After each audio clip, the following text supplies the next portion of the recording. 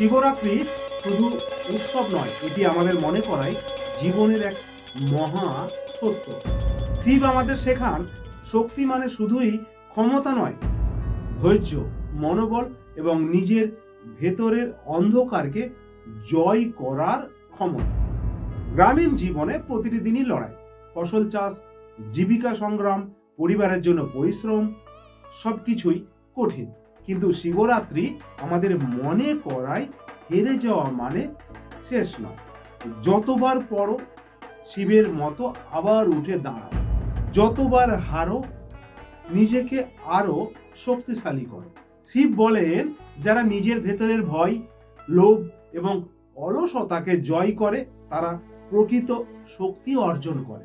তুমি যদি আজ জীবনের কঠিন সময়ে থাকো, যদি মনে হয় সবকিছু হারিয়েছো, মনে রেখো শিবরাত্রি আমাদের শেখায় অন্ধকার যত ঘন হোক আলো ততই কাছে। বন্ধু, মনে রেখো শিবরাত্রি আমাদের শেখায় অন্ধকার যত ঘন আলো তত কাছে। তোমার ভেতরের শিবের শক্তি জাগাও। তুমি হেরে যাওয়া মানেই তুমি চেষ্টা করছো, আবার চেষ্টা করো। গ্রামীণ জীবনে বড় স্বপ্ন দেখা কঠিন মনে হতে পারে, কিন্তু শিবরাত্রি আমাদের মনে করায় লক্ষ্য থাকলেই সফলতা। যেভাবে শিবের ধ্যান রাত ভোর চলে, তেমনি তোমার মনোবলও ধরে রাখতে হবে। একে একে ছোট ছোট কাজ, একে একে ছোট ছোট চেষ্টা, সব মিলিয়েই একদিন বড় অর্জনে পরিণত হবে। আজ যদি তুমি হেরে যাও, হতাশ হও না। শিবরাত্রি আমাদের শেখায় ধৈর্য এবং চেষ্টা কখনো বৃথা যায় না। তুমি আবার উঠে দাঁড়াবে, তুমি আবার চেষ্টা করবে, তুমি আবার শুরু করবে।